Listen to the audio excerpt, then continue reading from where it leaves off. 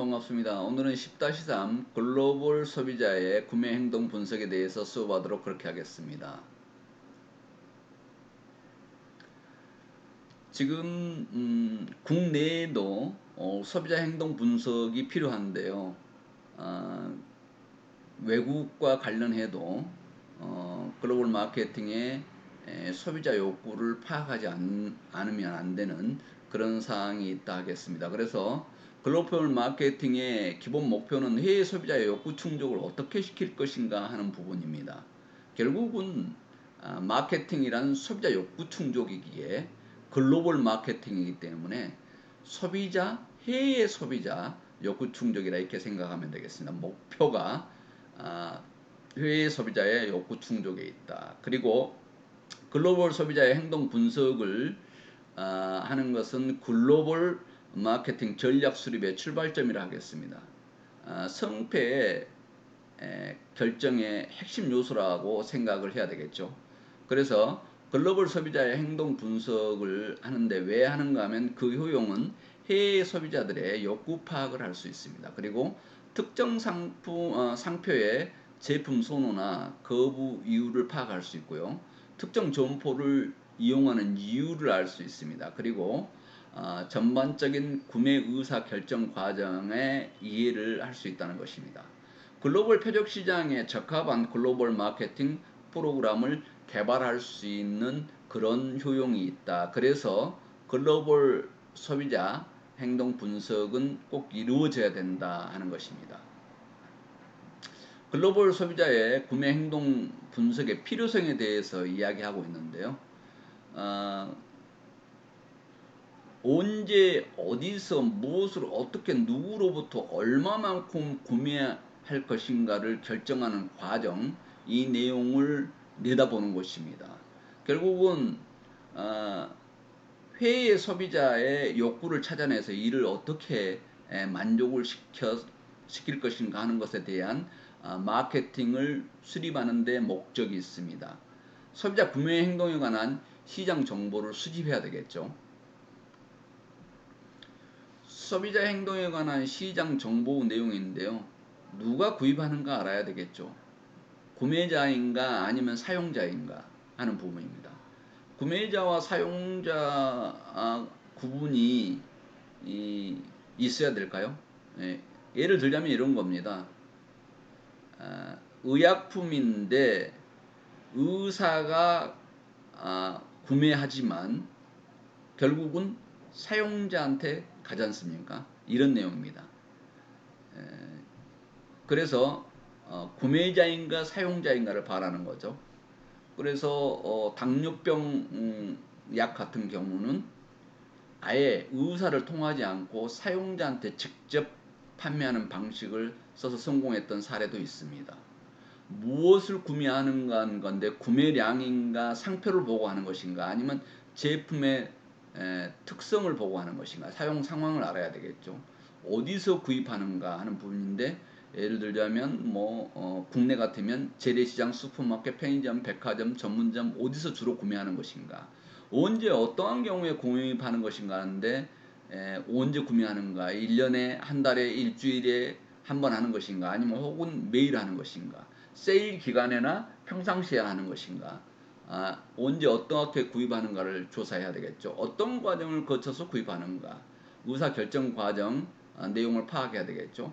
특정 제품을 구입하는 이유가 무엇인가 상표 때문에 그런 것인가 기능적 특성 때문에 그런 것인가 서비스 때문에 그런 것인가 어떤 이미지 때문에 그런 것인가를 소비자의 행동에 관한 시장 정보를 이렇게 파악하는 것입니다. 그래서 체계적으로 정리를 표로 한번 해봤습니다. 글로벌 소비재의 구매 행동 분석에서 소비재의 구매 결정 과정의 참가자 구매 행동 유형인데요. 구매 잠재력의 결정 요소는 잠재력이 있냐 없냐는 인구가 중요하겠죠. 즉 개인의 수. 모든 경제의 결정 기준은 첫 번째가 인구입니다. 가처분 소득과 구매 능력이 있는 것이냐, 디맨드가 있냐 없냐, 수요가 되냐 안 되냐는 것이죠. 구매 결정 과정의 참가자는 제안자, 영향력 행사자, 결정자, 구매자, 사용자입니다. 구매자가 사용자하고 틀릴 수 있는 경우가 많습니다. 아기 옷을 엄마가 구매하죠. 사용자는 아기예요. 그러죠? 근데 결정은 누가 할까? 아, 엄마가 했냐, 아빠가 했냐, 아니면 엄마 친구가 될 수도 있죠. 아, 이걸로 해라. 친구한테 권장할 수 있습니다. 영향력 행사자가 있어요. 영향력 행사자는 예를 들어서 퍼스널 컴퓨터, PC 컴퓨터를 사는데 아빠가 살려 한다. 그런데 어떤 컴퓨터를 살까 했는데 아들이 젊은 아들이 영향력을 행사할 수 있습니다. 그래 요즘 컴퓨터는 삼성이 좋습니다. 아니면 조립이 좋습니다. 이렇게 해서 영향력을 행사할 수 있습니다. 아니면 제한할 수 있죠. 그래서 구매 결정 과정의 참가자는 제한자, 영향력 행사자, 결정자, 그리고 구매자, 사용자가 구분을 할 수 있다. 구분이 될 수 있다 하는 것입니다. 소비재 구매 행동의 유형인데요. 구매자의 몰입 정도와 상표 간 차이 정도에 따른 분류입니다. 복잡한 구매 행동인데 관여도가 높고 상표 간에 많은 차이가 있는 제품을 구매할 때는 거치는 구매 과정 의사결정입니다.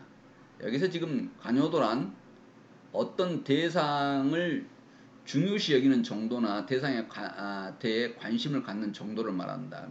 중요시 되는 것들, 이런 것들은 구매 의사 결정을 어렵게 하겠죠. 인지 부조화 구매 행동인데요. 소비자들이 제품에 대해서 상당히 관여를 보이지만 상표 간의 별다른 차이를 느끼지 못할 때 구매 행동입니다. 불협화 감소 구매 행동이라고 하는데요. 구매의 인지 부조화가 일어나는데 특정 상품을 구매하고 난 후 소비자가 느끼는 심리적 불안을 이야기합니다. 그래서 이런 것들이 별다른 차이를 발견하지 못할 때 어떤 인지 부조화 감소 구매 행동이 일어난다 하겠습니다. 습관적 구매 행동인데요. 그냥 어떤 것을 구매하는데 습관적으로 동일 상표를 반복 구매하는 행동을 이야기합니다. 대부분 비내구성 소비자나 관여 수준이 낮은 것, 상표 간에 큰 차이가 없는 것이 보통 일반적입니다. 그냥 습관적으로 나는 어떤 걸 써 이렇게 하는 것입니다. 다양성 추구 구매 행동인데요. 관여 수준은 낮으나 상표 간의 차이는 크다고 소비자가 느끼는 경우를 이야기합니다.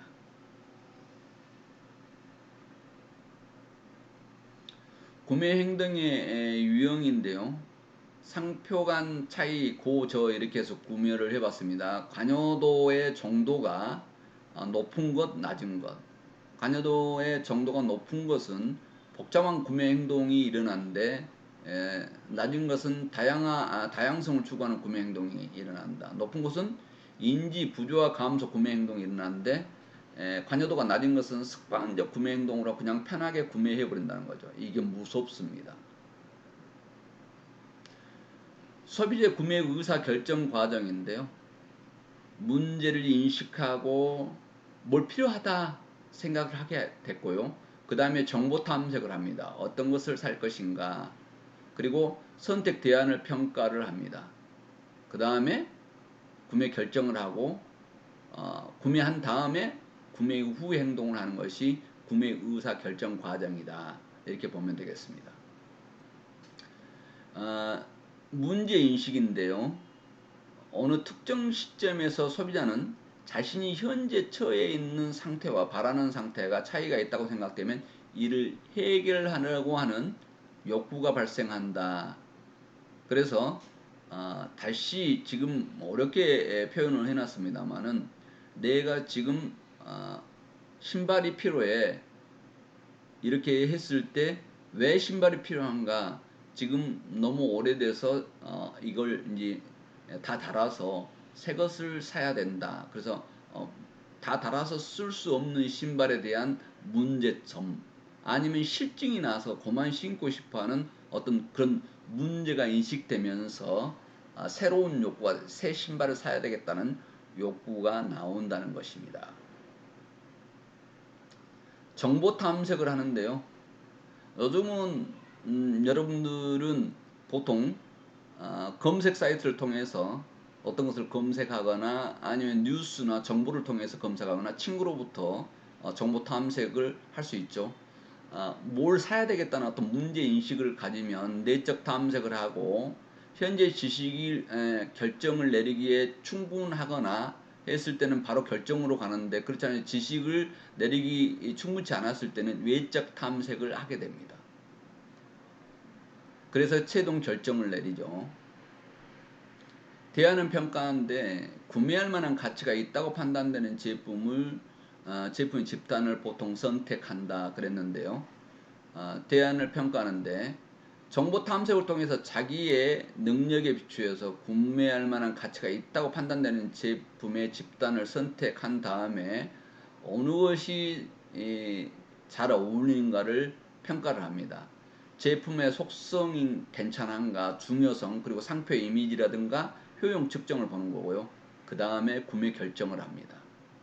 대안의 평가를 통한 상품이나 상품 선택을 결정을 하게 된다는 것이죠.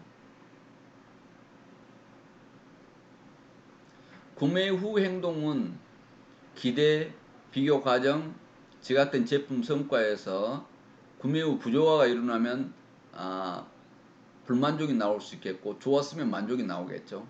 재구매 의도나 불평 행동을 합니다. 그래서 만족한 사람은 재구매를 할 생각을 하지만 불만족한 사람은 불평 행동을 하겠죠.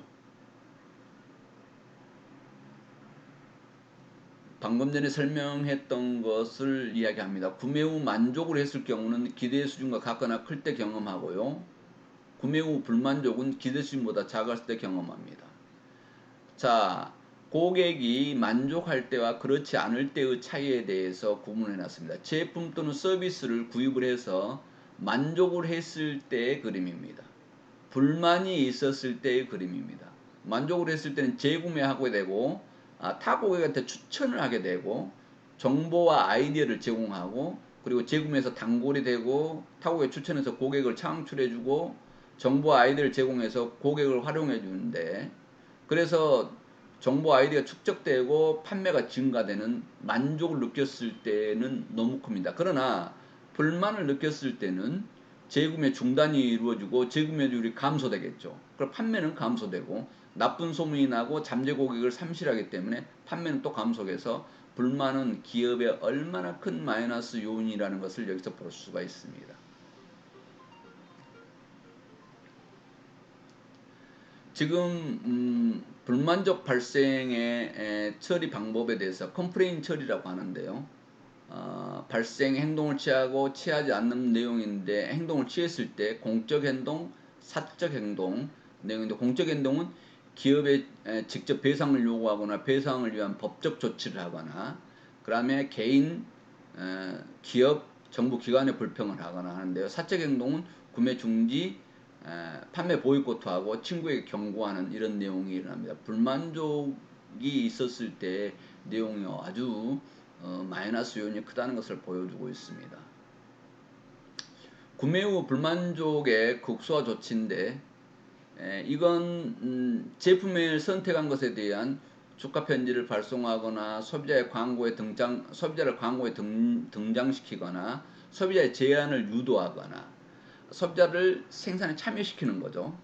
그리고 이용 가능한 서비스 장소를 제시하거나 이해하기 쉬운 지급 설명서를 발행하거나 새로운 제품의 응용과 이용에 대해서 설명한 잡지를 발송하거나 고객들이 불평을 토로할 수 있는 좋은 경로를 마련해 주거나 하는 내용이 구매 후 불만족 극소화 조치들이라 하겠습니다. 이 외에도 다양한 구매 후 불만족이 이루어지지 않을 수 있게끔 아니면 극소화시키는데 노력한 내용은 너무도 상황이나 품목, 내용에 따라서 다양하게 나올 수 있다 하겠습니다. 구매 후 부조화, 인지 보조화라고 하는데요. 자신이 구매한 상표가 더 나은 것인가에 대한 심리적 갈등입니다. 이게 구매 후 부조화 해소 방안인데요. 구매에 대한 감사 편지, 메일, 메시지를 보내거나 사후 서비스의 일정 기간별로 통보하거나 아니면 자사의 우수성을 담은 소책자를 발송하거나 구매 합리화 유용한 사후 발송 내용인데, 이건 마찬가지로 더 다양한 내용들이 있을 수 있겠죠. 구매 후 사용과 처리인데요. 고객이 제품 사용 및 처분 방법에 대해서 정리를 해놨습니다. 소비자 구매 행동 영향 요인에 대해서 구매 행동에 영향을 미치는 요인들은 문화적 요인, 사회적 요인, 개인적 요인, 심리적 요인이 있다고 하는 내용들을 정리해 놨습니다. 문화적 요인요. 태도, 가치관, 간습, 아이디어 살아가는 방식의 복합체를 우리는 문화라 그러죠. 한 집단을 이루고 있는 사람들의 공동적으로 지니고 있는 어떤 태도, 이런 거라고 볼 수 있습니다. 문화의 기능은 집단 구성원들의 행동 방향을 제시하고 행동을 규제하고 행동을 즐거움 얻도록 해주는 것들, 이런 것들입니다. 그래서 개인의 욕구 및 행동에 가장 기본적인 영향을 행사한다. 하위 문화는 한 사회 집단의 특수한 부분 또는 다른 영역과 구별될 만큼 특이하게 나타나는 생활 양식을 이야기하는데요.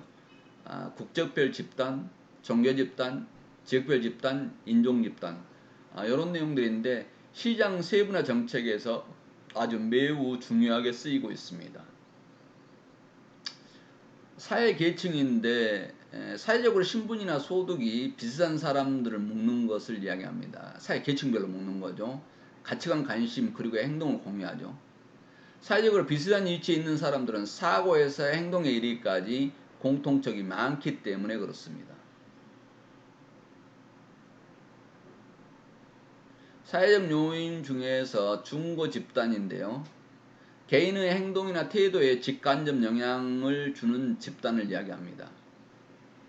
회원 집단이 있고 비회원 집단이 있는데요. 회원 집단은 소비자가 현재 속해 있는 집단을 이야기합니다. 1차 집단은 주로 가족, 학교 구부, 직장 동료, 이렇게 자주 접촉하는 집단을 이야기하고요. 2차 집단은 친목회 모임 회원이라든가 동상체처럼 접촉 횟수가 비교적 적은 집단을 2차 집단이라고 보통 이야기합니다. 비회원 집단은 소비자가 현재 속해 있지 않는 집단을 이야기합니다. 열망 집단, 개인이 속해 있지 않으나 소속되기를 원하는 집단일 수 있겠죠. 우리나라는 혈연, 학연, 지연의 바탕을 둔 중고 집단 영향이 크다. 유독 특이하게도 혈연, 학연, 지연을 되게 많이 따지는 게 우리나라 사람들 특성입니다. 제품의 수명 주기 초기에는 중고 집단의 의견 선도자의 영향을 강하게 받는 게 우리나라의 영향이다, 이렇게 하겠습니다. 그래서 새로운 행동이나 생활 스타일 노출, 태도나 자아 개념 형성 등에 영향을 주고 실제 제품이나 상품 선택에 영향을 줍니다. 그리고 가족은 굉장히 큰 영향을 주는데 남편과 아내의 상대적인 영향력에 대해서 정리를 해놨습니다. 여러분들 읽어보기만 해도 이해할 수 있는 내용들이죠. 그리고 역할과 지혜에 대해서 이야기해놨고요. 개인적인 요인은 연령과 가족의 생활 주기, 결혼을 했느냐 안 했느냐, 자녀가 있느냐 없느냐, 나이에 따라서요. 그리고 직업에 따라서, 경제 환경에 따라서, 생활 양식에 따라서, 개성에 따라서 변할 수 있다 하겠습니다. 심리적 요인 중에는 동기 유발인데요. 구매 동기가 있어야만 구매 행동에 나서겠죠. 여기에 대해서 지금 구매 동기에 대해서 쭉 정리를 해놨습니다. 안락한 상태에서 채워지지 않는 욕구를 긴장 불안해서 동기가 되고 행위가 이루어져서 욕구 충족을 시키거나 욕구 충족이 안 될 수 있다는 것입니다. 욕구 충족이 안 되면 다시 긴장 불안으로 다시 돌아가고 욕구 충족이 되면 안락한 상태에서 다시 시작하겠죠. 동기 유발 과정은 지각과 학습, 신념과 태도 이렇게 구분된다 하겠습니다. 뭐 상식적으로 여러분들이 읽어보면 될 수 있는 내용들에서 넘어가도록 하겠습니다. 여기에서 지금 우리가 글로벌 지금 소비자 행동 조사하는데 지금 사업과 관련된, 기업과 관련된 내용들이다 보니까 사실은 소비자 행동의 기초적인 것을 앞에 이야기했고요. 여기서 지금 실질적으로 우리가 필요로 하는 글로벌 산업재의 구매 행동 분석에 대해서 이야기하도록 하겠습니다. 산업재 구매자는 산업 구매의 특징, 산업재 구매자 이렇게 구분을 해봤는데요. 산업재 구매자는 산업재는 구매자가 다른 제품의 제조나 판매 직접적 간접적으로 사용하기 위해서 구매하는 재화를 이야기하죠. 그리고 산업재 구매 행동의 특징은 집단적 구매 의사 결정, 합리적 전민적 구매, 구매 협상 과정의 존재, 대량 구매 및 직접 구매들이 있을 수 있다 하는 내용입니다. 그래서 산업재 구매 유형은 단순 반복 구매, 수정 반복 구매, 신규 구매가 있을 수 있습니다. 산업재 구매 결정 과정의 참가자는 구매 선택가 될 수 있고, 구매 결정 과정의 참가자는 사용자, 영향력 행사자, 구매 결정자, 구매자, 감독자입니다. 이 내용들은 시험에 나올 수 있는 내용이죠. 구매 결정 과정의 참가자가 어떤 것인가 하는 부분인데, 여기에서는 지금 산업재에 대해서 이야기하고 있어요. 산업재 구매 결정 과정도 지금 일반 소비재 구매 과정과 유사합니다만은 산업재이기 때문에 분명히 차이가 있음을 알 수 있습니다. 왜냐하면 제품 규격의 명시화라든가 공급 업자의 탐색이라든가 공급 계약서를 요구하고 공급업자를 선정하고 주문 명세서 성과평가 이런 내용들이 일반 구매와는 틀리죠. 여러분들이 이 슈퍼마켓에서 뭘 사면서 공급 계약서 쓰지 않지 않습니까? 그러나 산업재 구매 결정 과정은 일반 소비재 내용하고는 틀리다 하는 내용을 여기서 지금 지적해 주고 있습니다. 산업재 구매 영향 요인은 외부 환경 요인, 조직 내부 요인, 대인 관련 요인, 개인적 요인들이 있을 수 있습니다. 자, 이렇게 해서 오늘 10-3 글로벌 소비자의 구매 행동 분석에 대해서 여러분들과 수업을 했습니다. 그래서 일반 소비자 행동 내용과 소비재 구매 행동 분석에 대해서 여러분들과 알아봤습니다. 무역학 원론의 김정남 교수였습니다. 여러분 강의 듣느라고 수고 많으셨습니다.